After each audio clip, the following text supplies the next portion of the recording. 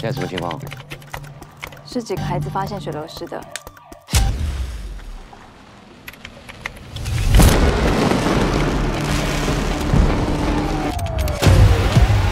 事情比简单很多。事情从来都不简单。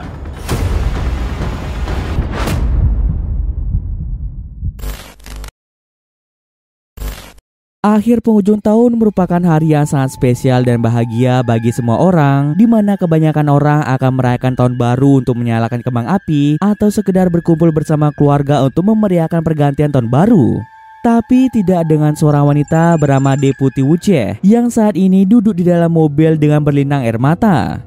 Situasi yang sedang dihadapi oleh Wu Jie begitu mengkhawatirkan karena terlihat bahwa dia mencoba mengakhiri hidupnya dengan menempelkan pistol di dagunya. Ternyata alasan Wu Jie ingin melakukan bunuh diri karena pacarnya bernama Chen Kuo melakukan bunuh diri di dalam mobil yang sama akibat mengalami depresi berat. Bekas tembakan juga masih terlihat jelas berada di langit-langit mobil. Wu Jie tidak jadi melakukan bunuh diri setelah melihat seorang wanita berambut pirang dan beberapa remaja lainnya yang berlari ketakutan sambil berteriak histeris. Wu Jie yang merasa penasaran dengan apa yang dilihat oleh mereka mulai menelusurinya. Sampai pada akhirnya Wu Jie menemukan mayat seorang wanita berada di tepi sungai. Inilah penyebab para remaja itu berteriak histeris karena mereka ketakutan setelah melihat mayat tersebut. Kebetulan Wu Jie adalah seorang deputi di kepolisian. Ia pun langsung melaporkan kejadian itu pada semua rekan polisinya dan sang kapten bernama Tao. Mayat dari wanita itu kemudian dibawa untuk dilakukan proses otopsi. Tao meminta Wu Jie untuk menangani proses otopsi bersama dengan salah satu mahasiswi terbaik Akademi Polisi bernama Wei San. Mendengar perintah itu, Wu Jie bersama dengan Wei San segera pergi ke rumah sakit.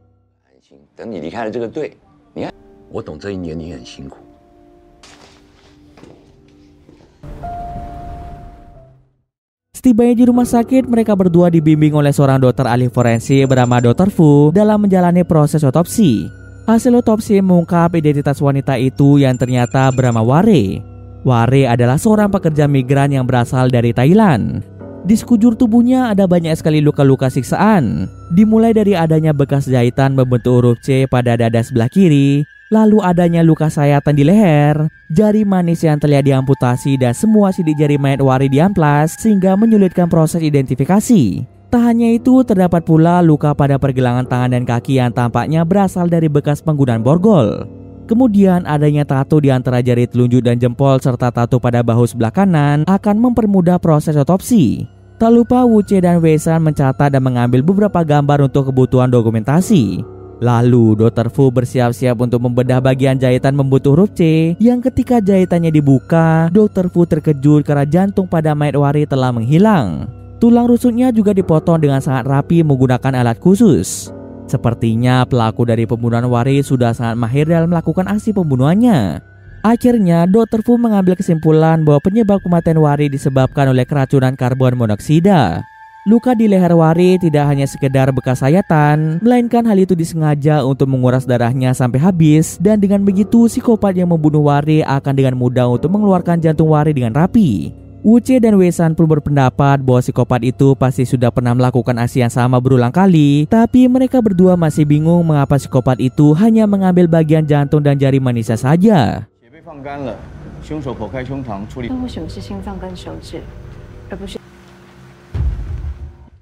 Wu Jie, Wei San dan Tao pun bertemu di sebuah restoran makan untuk membahas hasil otopsi. Menyadari bahwa kasus yang dihadapi saat ini terlalu rumit bagi pemula seperti Wei San, Wu Jie meminta Tao untuk mencarikan orang lain yang lebih expert dalam melakukan investigasi. Tao kemudian menjelaskan bahwa saat ini banyak karyawan polisi yang sedang libur tahun baru dan bisa dikatakan mereka sekarang kekurangan staf. Maka dari itu Tao meminta Wei San yang merupakan mahasiswi terbaik Akademi Polisi untuk membantu Wu Jie mengusut kasus kematian Ware. Jika bukan mereka berdua, lalu siapa lagi yang bisa menangani kasus kematian tersebut? Wu Jie sebenarnya tidak ingin menangani kasus itu karena kondisi kejiwaannya yang masih belum stabil akibat ditinggal oleh kekasihnya belum lama ini.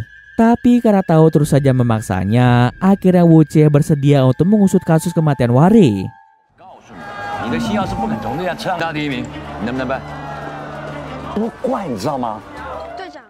Karena hari sudah menjelang malam, Wei-san dan Tao bergegas pulang ke rumah mereka masing-masing, sementara Wu-Chie memilih untuk tidur di dalam mobilnya.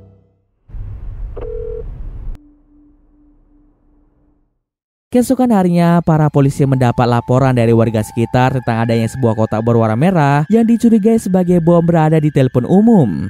Dengan segera Tao bersama dengan polisi lainnya datang ke lokasi.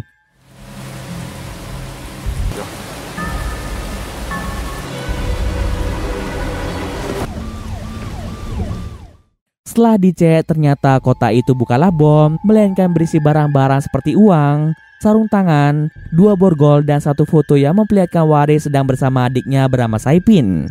Saipin juga merupakan pekerja migran sama seperti kakaknya yaitu Wari. Dari hasil pemeriksaan kotak tersebut, ditemukan sidik jari yang mengarah pada seorang pekerja migran bernama Mangkong yang juga berasal dari Thailand. Tugas mereka sekarang adalah harus mencari tahu keberadaan Mangkong. Sebelum mencari tahu tempat tinggal Mangkong, mereka terlebih dahulu melakukan penyelidikan terhadap riwayat panggilan pada telepon Wari dan menemukan sejumlah riwayat panggilan yang tercatat setelah kematian Wari. Hal ini menandakan bahwa ponsel Wari digunakan oleh seseorang. Panggilan-panggilan tersebut ditujukan kepada Yeti Ayuni, seorang pekerja migran asal Indonesia yang sayangnya juga dinyatakan menghilang dan belum ditemukan hingga saat ini. Orang terakhir yang dihubungi melalui ponsel Wari adalah Saipin yang merupakan adik Wari. Kemungkinan besar yang menggunakan ponsel Wari adalah Mangkong yang dicurigai oleh mereka sebagai tersangka pembunuhan Wari. Kemudian mereka berdua kembali melakukan penyelidikan lebih lanjut dengan melihat riwayat panggilan telepon dari para pekerja migran yang menghilang, yang ternyata ada satu nama yang sering berkontak dengan para pekerja migran bernama Yuseng. Dengan cepat mereka pun mulai menduga Yuseng sebagai tersangka dan segera mengumpulkan informasi terkait lokasi tempat tinggal Yuseng.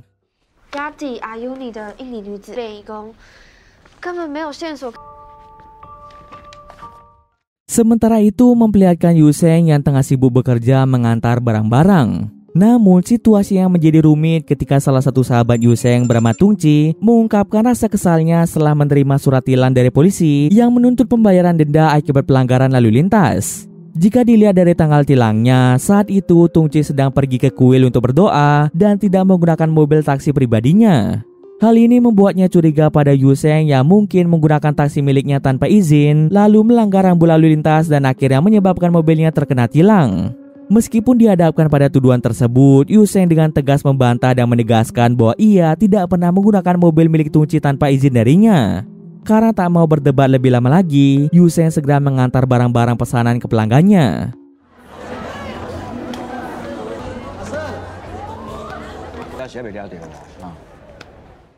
Yuseng pun kembali ke toko pada malam hari di mana Yuseng terkejut setelah melihat seorang wanita yang berdiri tepat di depan toko.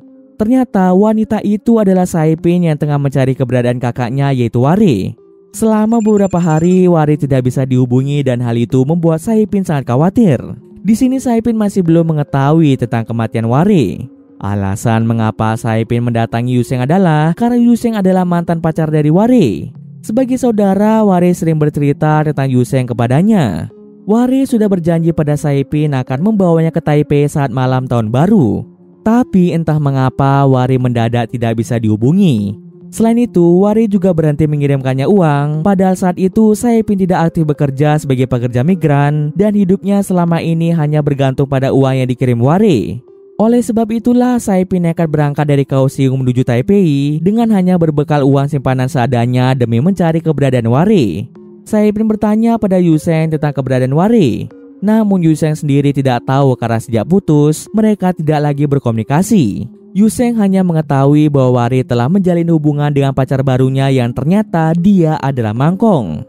Lalu Saipin mengakui di depan Yuseng bahwa dirinya lah yang meminta Wari untuk berpisah dengan Yuseng. Hal ini terjadi karena Saipin merasa Yuseng hanya ingin bersenang-senang dengan Wari dan tidak menjalani hubungan mereka dengan serius. Pengakuan itu membuat Yuseng menjadi kecewa karena sebenarnya Yuseng sangat tulus mencintai Wari. Karena Saipin membawa uang pas-pasan, ia pun harus bekerja sambilan untuk mengumpulkan uang demi bisa pulang ke negara asalnya. Visa yang dimiliki Saipin juga sudah lama tidak aktif akibat dirinya yang sudah lama tidak bekerja.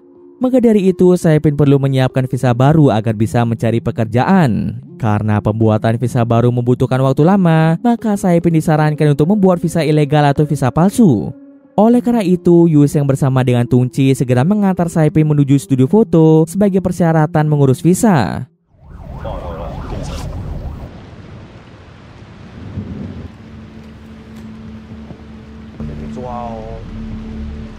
就想象一下，你现在赚很多钱，看到是真的吧？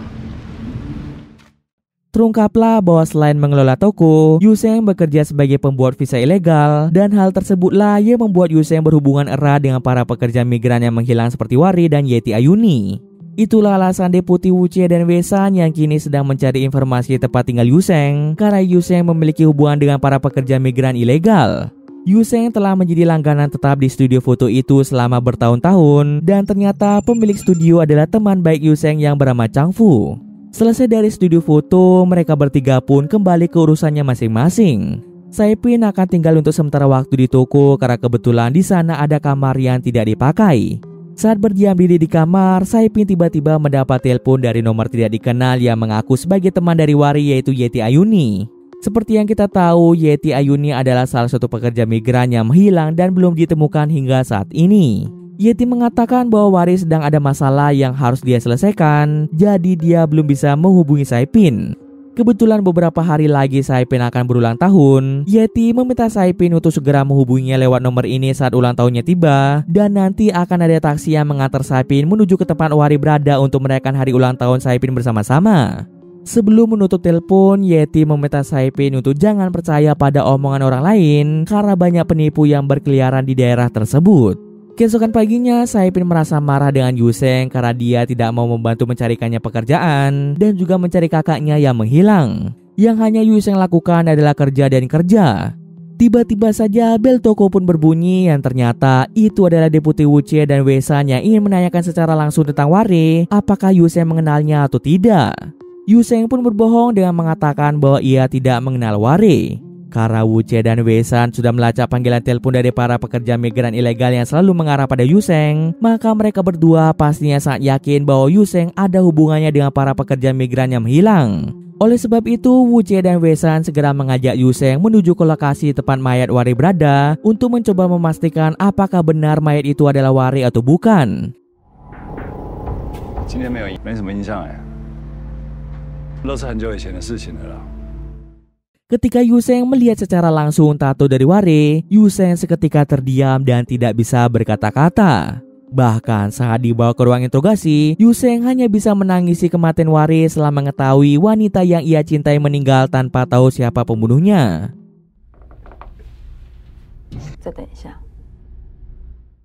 Kemudian Yuseng mulai bercerita bahwa sejak hubungan mereka berakhir, ia dan Wari tidak lagi saling berkomunikasi. Bahkan Wari pernah mengatakan jika ia akan segera menikah dengan pacar barunya. Tapi di sini Yuseng tidak memberitahukan identitas pacar Wari, yaitu Mangkong.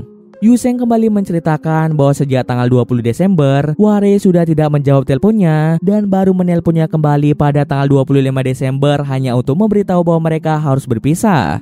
Setelah putus, Yuseng tidak pernah melihat Wari lagi hingga polisi menunjukkan jasadnya. Yuseng meminta Wucie dan Wesan untuk memberikan penjelasan lebih lanjut mengenai penyebab kematian Wari. Tentu mereka berdua tak akan menjelaskan penyebab kematian Wari secara detail karena hanya tim internal saja yang boleh mengetahuinya. Mereka kemudian menunjukkan berkas-berkas identitas dari para pekerja migran ilegal, termasuk Saipin, Yeti Ayuni, dan beberapa pekerja migran lainnya yang telah dinyatakan menghilang sejak lama dan pastinya berhubungan dengan Yuseng. Tak hanya itu saja, ada satu identitas pria Thailand yang juga merupakan pekerja migran bernama Mangkong. Sampai saat ini, Mangkong masih dijadikan salah satu terduga tersangka dalam kasus kematian Wari.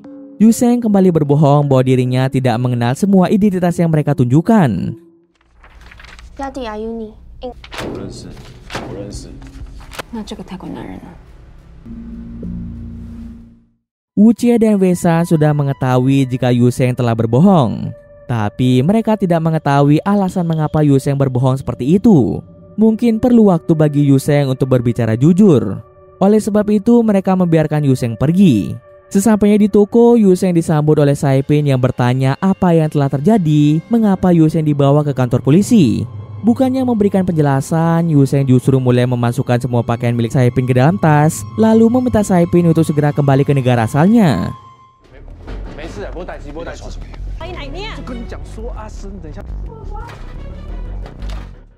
Tak lupa, Yu Sheng memberikan sejumlah uang kepada Saipin agar bisa kembali pulang ke negara asalnya.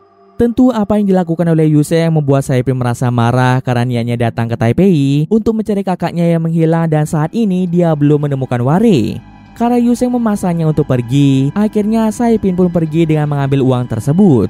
Saking kesalnya pada Yu Sheng, Saipin malah membuat taksi pribadi Tungci menjadi penyok.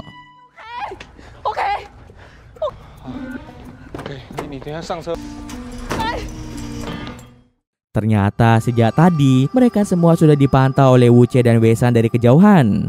Mereka pun mengetahui bahwa Saipin tinggal bersama dengan Yu Sheng. Saat ini mereka tidak datang untuk mengikuti Saipin, namun mereka berencana untuk mengikuti setiap gerak-gerik Yu Sheng. Yu Sheng ternyata berniat pergi ke rumah Mangkong untuk bertanya apa yang telah terjadi pada Wari.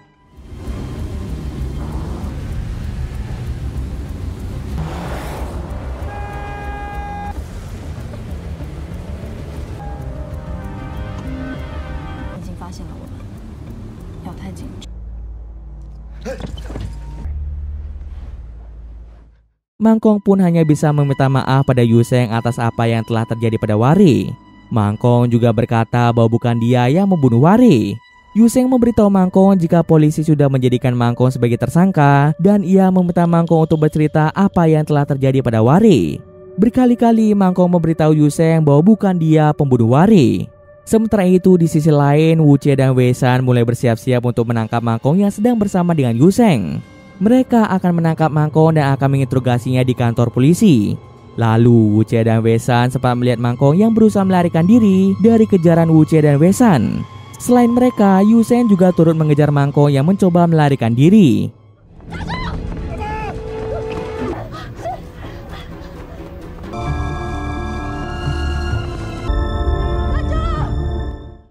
Beruntungnya Yu Sheng berhasil menangkap Mangkong dengan disusul oleh Wu Che dan Wei San. Selagi Yu Sheng menahan tubuh Mangkong, Wu Che meminta Wei San untuk segera memborgol tangan dari Mangkong. Akan tetapi bukannya memborgol tangan Mangkong, Wei San malah memborgol tangan Yu Sheng. Kesempatan itu pun digunakan oleh Mangkong untuk menggigit tangan Yu Sheng sehingga ia berhasil terlepas dari genggaman Yu Sheng. Meskipun Wu Che membawa pistol, ia tidak bisa menembak Mangkong karena dia satu-satunya tersangka yang dicurigai oleh mereka terhadap kasus pembunuhan Wari. Mereka bertiga mencoba menahan Mangkong yang dari tadi terus saja memberontak, hingga tanpa sadar Wu Che melepas pistol miliknya dan berhasil direbut oleh Mangkong. Mereka bertiga mencoba membujuk Mangkong untuk tetap tenang dan jangan melakukan tindakan yang gegabah. Di sana lagi dan lagi Mangkong mengungkapkan bahwa bukan dia pembunuh Wari. Lalu Mangkong perlahan-lahan mengarahkan pistol itu ke dagunya dan tiba-tiba saja Mangkong pun nekat melakukan bunuh diri.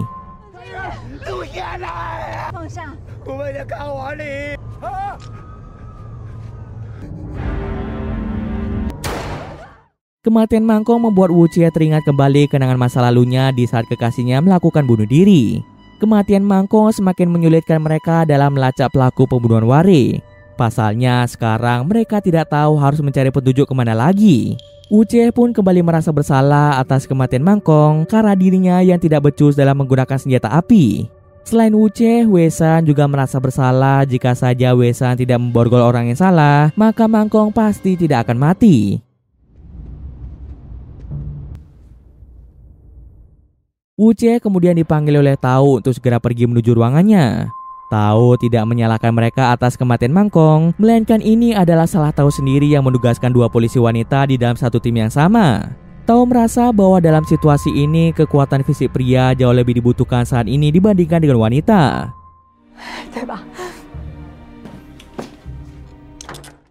Setelah itu, Wu Che kembali menginterogasi Yu Sheng. Satu petunjuk yang diberikan Yu Sheng akan sangat berarti dalam penyelidikan kasus kematian Wari. Dan jika memang Yu Sheng tidak memiliki petunjuk satupun, Wu Che akan mempersilahkan Yu Sheng untuk pergi. Yu Sheng pun hanya bersaksi di depan Wu Che bahwa bukan Mangkong pelaku dari pembunuhan Wari. Kemudian Wu Che dengan penuh kejujuran menceritakan tentang fase kehidupannya yang hancur setelah ditinggal oleh kekasih yang sangat dicintainya. Keterpurukan itu membawanya pada titik terendah di mana dia memiliki keinginan untuk mengakhiri hidupnya saja. Namun penemuan mayat Wari menjadi titik balik yang mencegahnya untuk mengakhiri hidup karena bunuh diri bukanlah sebuah solusi dari permasalahannya. Seakan-akan takdir turut campur tangan membawa pesan bahwa ini bukanlah akhir dari segalanya. Ware menjadi alasan bagi Wuche untuk bertahan dan memberikan Wuche motivasi untuk tetap melanjutkan hidup dan bangkit dari keterpurukannya. Jika memang ada suatu hal yang ingin dibicarakan oleh Yuseng bisa menelponnya sewaktu-waktu.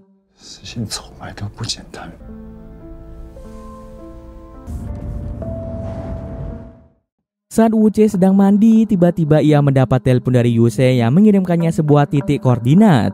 Yuseng meminta Wuche untuk segera pergi menuju titik koordinat tersebut. Ternyata di sana Yuseng sedang menggali sebuah kuburan yang ternyata kuburan itu adalah tempat mayat Yeti Ayuni berada. Jika dibiarkan terus-menerus terkena air, akan membuat mayat Yeti semakin cepat membusuk. Kemudian Yuseng bersama dengan Wuche langsung membawa mayat Yeti ke toko untuk segera dilakukan proses otopsi.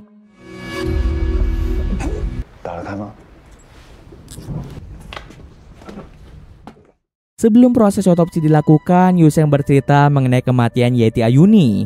Yuseng pun baru mengakui bahwa ia memang orang yang mengurus visa ilegal dari para pekerja migran seperti Wari dan Yeti Ayuni. Beberapa hari yang lalu, Yuseng menerima telepon dari rumah jagal yang memintanya untuk menangani suatu hal yang sangat mendesak, di mana ternyata itu adalah Yeti Ayuni yang ditemukan meninggal secara misterius dengan jari manisnya yang sudah hilang.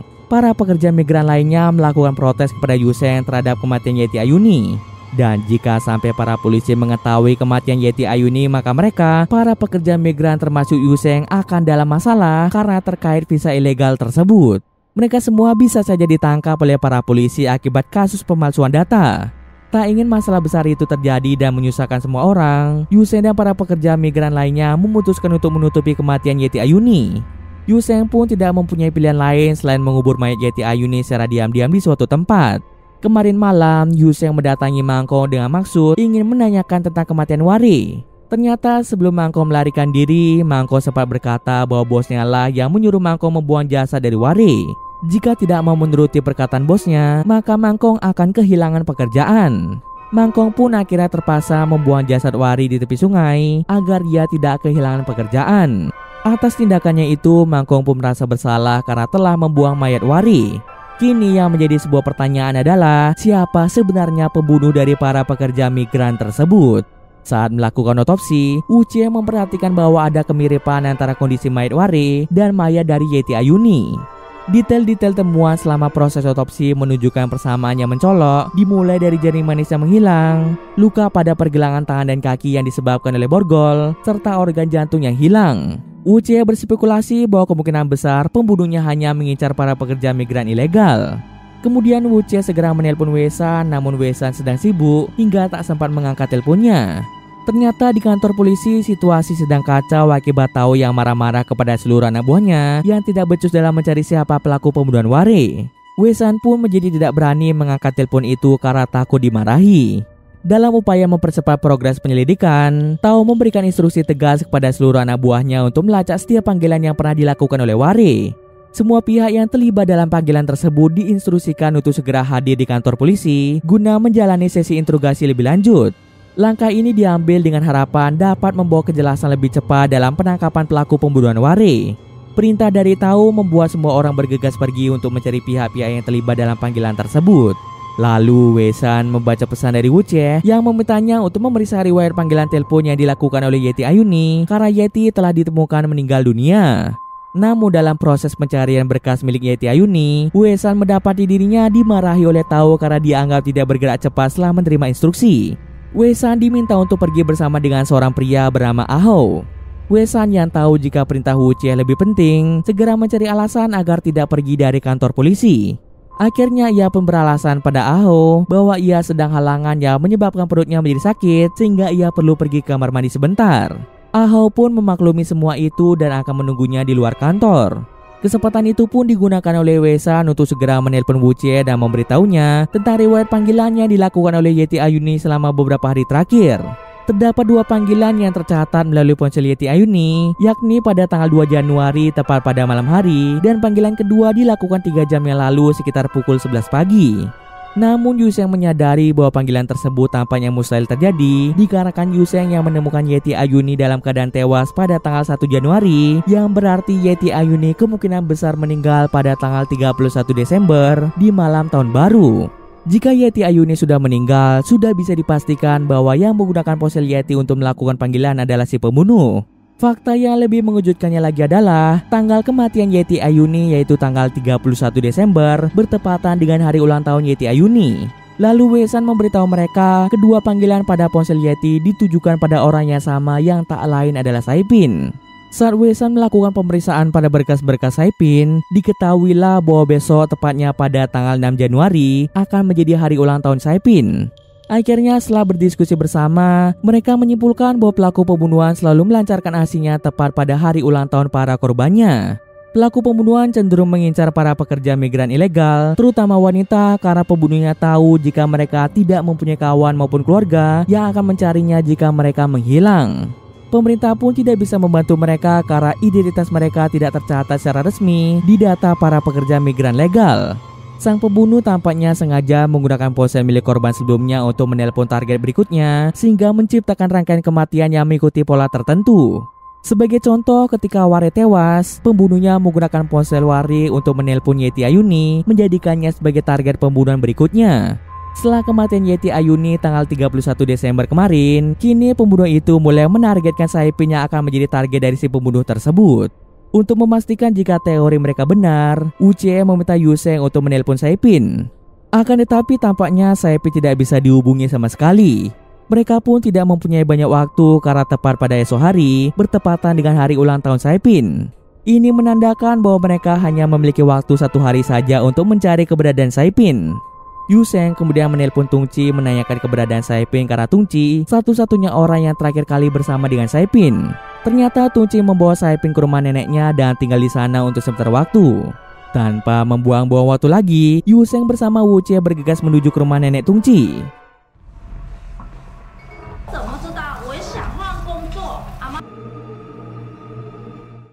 Begitu tiba di sana, Yuseng menanyakan keberadaan Tungci yang sepertinya tidak ada di rumah. Saat ditanya oleh pembantu yang merawat nenek Tungci, Yuseng mendapat informasi bahwa Tungci saat ini tidak berada di rumah. Kedatangan mereka bukan hanya untuk mencari Tungci, melainkan juga keberadaan Saipin. Pembantu tersebut menjelaskan bahwa Saipin baru saja mendapatkan pekerjaan, jadi dia pergi begitu saja tanpa memberitahu pembantu itu jenis pekerjaan yang Saipin dapat dan di mana tempat Saipin bekerja. Yuseng dan Wuche hanya menemukan tas yang dibawa oleh Saipin berada di rumah tersebut. Tiba-tiba saja ada seseorang yang menyorot senter ke wajah mereka dan ternyata dia adalah Wei Shan yang ingin memberikan informasi penting terkait kemana perginya Saipin. Jika dilihat melalui rekaman CCTV jalanan, taksi pribadi milik Tungci dengan plat TTY 0813 terlihat parkir di sekitar lokasi rumah nenek Tungci pada pukul 1 siang. Lalu tiba-tiba saja datanglah Saipin yang ingin masuk ke dalam taksi tersebut. Tapi sebelum memasuki taksi, Saipin terlihat melakukan percakapan telepon dengan si pembunuh yang ada di dalam taksi tersebut sebelum akhirnya teleponnya terputus setelah Saipin memasuki taksi itu. Wei Shan menjadi curiga bahwa di dalam taksi terdapat pemutus sinyal. Itulah alasan mengapa Yuseng tidak bisa menghubungi Saipin akibat pemutus sinyal yang ada di dalam taksi milik Tungci. Semenjak Saipin memasuki taksi milik Tungci, Saipin pun menghilang secara misterius dan tidak bisa dihubungi sampai saat ini. Mereka pun menjadi curiga bahwa pelaku dari semua pembunuhan ini adalah ulah dari sahabat dekat Yuseng, yaitu Tungci. Akhirnya Tungci pun dijadikan tersangka utama. Wuche memiliki rencana untuk menjebak Tungci di mana ia meminta Yuseng untuk makan malam bersama Tungci di warung pinggir jalan. Nanti mereka akan menyergap Tungci dan segera membawanya ke kantor polisi. Tanpa menaruh kecurigaan sama sekali, Tungci pun datang dengan menggunakan taksinya. Namun karena amarah Yuseng yang menggebu-gebu, Yuseng mulai menendang Tungci dengan keras. Yuseng pun bertanya di mana keberadaan Saipin. Tungci pun merasa sangat bingung kenapa dirinya ditangkap padahal ia tidak melakukan satupun kejahatan. Tungci pun hanya bisa pasrah dengan keadaan. Tungci meluapkan keluh kesahnya dengan penuh frustasi, mengatakan bahwa hidupnya selalu dipenuhi dengan kesialan, dimulai dari dirinya yang tidak memiliki uang untuk memperbaiki mobilnya yang penyok, hingga luka yang didapat akibat tendangan Yuseng yang tidak dapat diobati karena keterbatasan biaya. Seketika, ocehan Tungci membuat Wuche merasa sangat bingung. Dari rekaman CCTV sebelumnya, taksi yang membawa Saipin memang memiliki nomor yang sama dengan taksi Tungci, namun pada taksi itu tidak terlihat adanya penyokan. Sementara itu pada mobil taksi Tungci yang dia bawa saat ini ternyata masih ada bekas penyokan yang disebabkan pukulan Saipin sebelumnya. Wu Jie sendiri sudah melihat penyokan pada mobil Tung Chi dan dia pun mulai meragukan Tung Chi sebagai pelaku pembunuhannya. Wu Jie kemudian bertanya pada Tung Chi, apakah Tung Chi meminjamkan plat nomor taksinya pada orang lain. Tung Chi pun tidak sudi jika meminjamkan plat nomor taksinya. Jika memang begitu, artinya ada dua taksi yang memiliki plat nomor yang sama. Mendengar hal itu membuat Tung Chi merasa terkejut siapa yang berani memalsukan plat nomor taksinya. Ternyata itulah alasan mengapa taksi Tung Chi mendapatkan tilang, padahal ia tidak pernah melanggar rambu lalu lintas. Mengetahui mobil taksi Tung Chi pernah mendapat tilang, Wu Jie pun mulai menelusuri bukti tilang lewat database kepolisian dengan mengetikkan plat nomor TTY 0813. Dilihat dari surat tilang elektroniknya, terungkap bahwa taksi tersebut melanggar rambu lalu lintas pada tanggal 28 Desember. Kejadian ini menjadi lebih menarik karena tanggal tersebut merupakan hari ulang tahun Wari yang sayangnya juga menjadi hari kematian bagi Wari. Tak hanya itu saja, terdapat sebuah rekaman video yang direkam oleh pengendara motor di mana taksi itu melanggar marka jalan dengan belok kiri di garis kuning ganda. Terungkap bahwa taksi itu berbelok ke sebuah area parkir. Dengan cepat mereka bertiga segera pergi ke area parkir untuk mencari taksi dengan plat nomor palsu.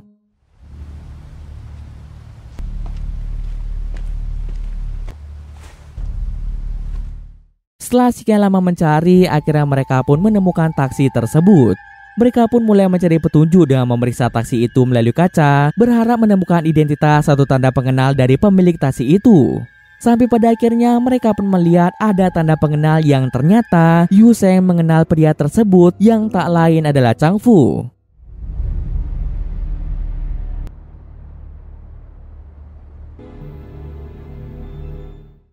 Chang Fu adalah pemilik studio foto sekaligus orang yang membuat beberapa dokumen palsu untuk para pekerja migran. Yu Sheng tidak menyangka jika pelaku pembunuhan para pekerja migran adalah Chang Fu yang dikenal sebagai orang yang ramah dan baik hati. Mereka tidak bisa langsung melakukan penangkapan terhadap Chang Fu karena mereka diharuskan untuk menunggu surat perintah penangkapan dari atasan. Jika mereka menunggu lebih lama lagi, maka bisa saja Saipin akan mati dibunuh oleh Chang Fu. Saat mereka tengah berdiskusi, tiba-tiba saja datanglah sebuah mobil berwarna hitam yang ternyata dikendarai oleh Chang Fu. Chang Fu langsung memutarbalikkan mobil begitu melihat Yu Sheng sedang bersama dengan Wu Jie. Mereka tidak membiarkan hal itu terjadi dengan mengejar mobil yang dikendarai oleh Chang Fu.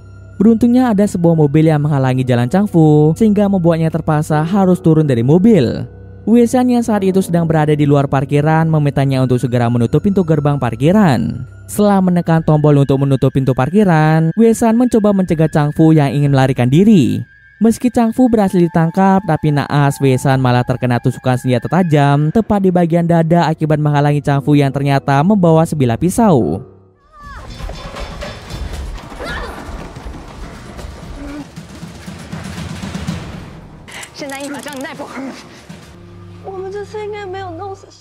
Tidak ingin kehilangan Wei Shan, mereka pun bergegas pergi ke rumah sakit sebelum terlambat.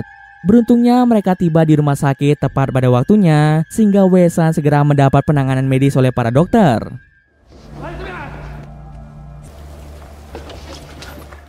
Kemudian Wu Jie bertanya di mana Saipin berada. Wu Jie sudah mengetahui semua pola yang dilakukan oleh Chang Fu yang membunuh semua korbannya tepat pada hari ulang tahun mereka. Jadi Wu Jie sangat yakin jika Saipin masih hidup. Chang Fu pun menjelaskan bahwa Saipin saat ini berada di tempat tersembunyi. Tapi sebelum pergi ke tempat Saipin berada, Chang Fu meminta mereka untuk pergi ke studio foto miliknya untuk memberi makan anjing peliharaannya.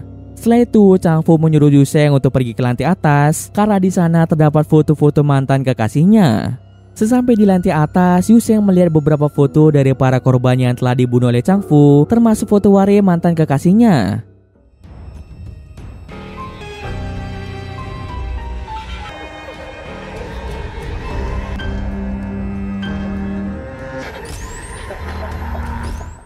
Tak hanya itu saja, Yu Sheng melihat ke dalam sebuah lemari yang berisikan semua organ jantung dan jari manis dari para korban Chang Fu. Yu Sheng pun hanya bisa menangisi kematian Wari kenapa Chang Fu bisa sejahat itu pada para pekerja migran. Lalu terungkaplah bahwa alasan Chang Fu melakukan semua itu adalah karena dirinya pernah merasa sakit hati pada seorang wanita pekerja migran. Dulunya Chang Fu pernah sangat mencintai seorang wanita pekerja migran. Akan tetapi rasa cinta Chang Fu mulai berubah menjadi sebuah obsesi. Chang Fu mulai mengekang wanita itu, memaksanya agar ia tetap tinggal di rumahnya dan menjadi pendampingnya untuk seumur hidup. Jika wanita itu memberontak, maka Chang Fu akan langsung memarahinya. Untuk mencegah wanita itu kabur, Chang Fu sengaja mengunci rumahnya setiap hari dan menyembunyikan paspor serta visa milik wanita tersebut. Sang wanita yang tidak bisa keluar dari rumah Chang Fu lama-kelamaan mulai merindukan kebebasannya. Wanita itu juga sangat rindu dan ingin bertemu dengan keluarganya di kampung. Tepat pada hari ulang tahun Chang Fu, wanita itu secara spesial membuatkannya kue untuk merayakan hari ulang tahun Chang Fu. Tentu saja Chang Fu merasa sangat senang karena bisa merayakan hari ulang tahunnya bersama dengan orang yang paling dia sayangi. Namun Chang Fu tidak menyadari bahwa di dalam kue itu terdapat obat bius yang membuatnya langsung tertidur setelah memakan kue tersebut. Kesempatan itu pun digunakan oleh wanita itu untuk mencari paspor dan visanya lalu kabur meninggalkan Chang Fu. Kepergian wanita yang dia cintai membuat Chang Fu menjadi sangat bersedih dan sakit hati. Chang Fu mengira bahwa dia bisa hidup selamanya bersama dengan wanita itu, namun nyatanya wanita itu malah mengkhianatinya dan pergi meninggalkannya. Karena rasa sakit hatinya yang amat besar, Chang Fu berubah menjadi sosok psikopat yang suka membunuh para wanita migran. Setiap kali melihat wanita migran membuat Chang Fu teringat akan wanita yang telah membuatnya sakit hati. Maka dari itu setiap Yu Sheng membawa wanita migran ke studio fotonya, Chang Fu akan menargetkan mereka sebagai korbannya. Tugas Chang Fu sebagai pembuat dokumen palsu juga sangat memudahkannya untuk menipu para wanita itu. Chang Fu sengaja membunuh mereka dengan mengambil jantung dan jari manis karena dua hal itu merupakan lambang cinta sejati. Chang Fu melakukan semua hal ini untuk membalas apa yang pernah dilakukan wanita itu padanya.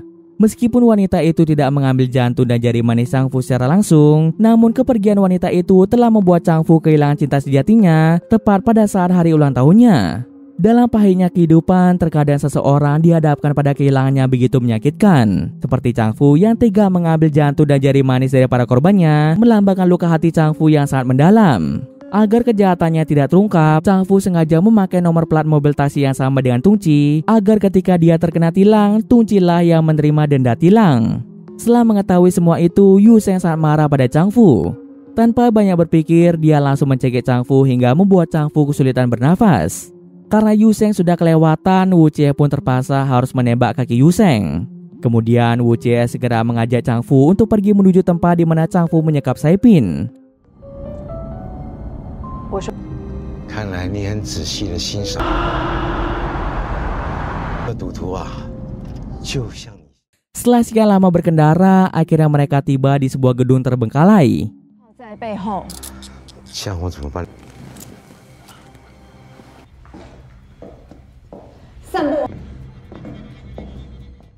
Di sana Chang Fu melakukan aksi kejamnya. Dengan menodongkan pistol, Wu Jie menyuruh Chang Fu untuk berjalan lebih dulu, dan jika Chang Fu berusaha kabur, Wu Jie tidak segan-segan akan menembak Chang Fu.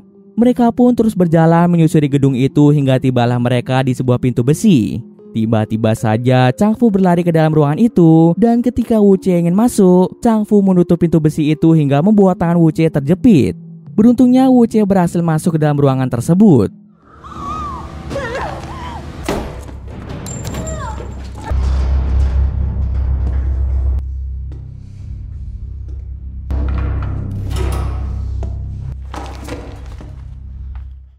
Di sana Wu Jie akhirnya menemukan Saipin yang sedang dalam keadaan pingsan akibat keracunan asap karbon monoksida. Saat akan menyelamatkan Saipin, ternyata Chang Fu sudah berada di belakang Saipin. Chang Fu pun mengancam akan membunuh Saipin apabila Wu Jie tidak meletakkan pistolnya. Lalu terjadilah aksi pertarungan antara Wu Jie dan Chang Fu. 把枪丢掉。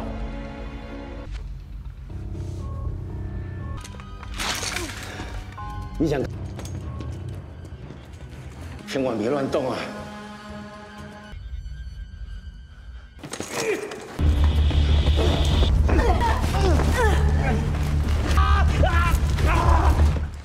Pertarungan itu berlangsung sangat sengit dan juga asap karbon monoksida yang tersebar di ruangan itu membuat mereka berdua sama-sama kesulitan.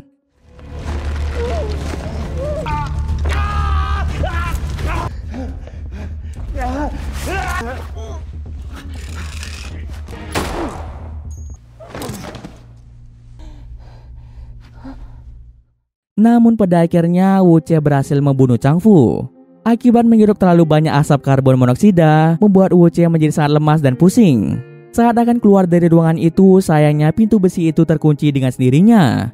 Agar bisa bernafas, Wu Jie pun menembak kaca yang ada pada pintu besi tersebut.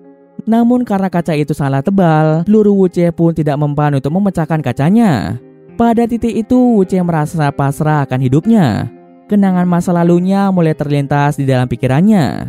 Wu Jie pun sempat berpikiran bahwa hidupnya akan berakhir di sana. Namun pikiran itu mulai sirna tatkala dia mengingat kenangan indahnya bersama mendiang kekasihnya. Kenangan indah itu membuat Wu Jie kembali bersemangat untuk hidup lagi.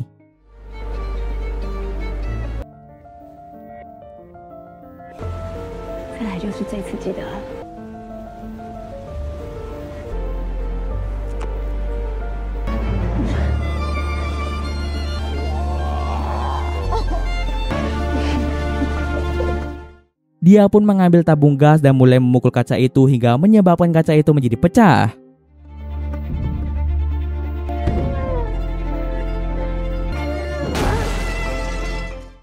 Wu Jie dan Saipin berhasil selamat dari asap karbon monoksida tersebut. Seminggu kemudian, Wu Jie kembali menjalani kehidupannya seperti biasanya. Setelah setahun kematian kekasihnya, akhirnya Wu Jie memilih untuk mengikhlaskannya. Wu Jie menyadari bahwa dirinya tidak bisa terus-menerus larut dalam kesedihan. Meskipun kekasihnya telah meninggal, kehidupan Wu Jie akan terus berlanjut. Wu Jie memilih untuk membuang mobil kesayangannya dan cincin tunangannya sebagai pertanda bahwa dirinya sudah siap melanjutkan hidup tanpa kekasihnya. Kini Wu Jie hidup bersama anjing milik Changfu bernama Fuji. Setelah itu Wu Jie pun pergi ke rumah sakit. Di rumah sakit itu terlihat juga Yuseng yang menyerahkan abu dari mayat Wari kepada Saipin. Meskipun Yuseng telah banyak memberikan kontribusi dalam kasus Changfu, Yuseng tetap harus dipenjara karena kasus pemalsuan data visa pekerja migran. Kemudian Wu Jie pun pergi menemui Wei-san yang nampaknya sudah mulai pulih dari luka yang dia alami.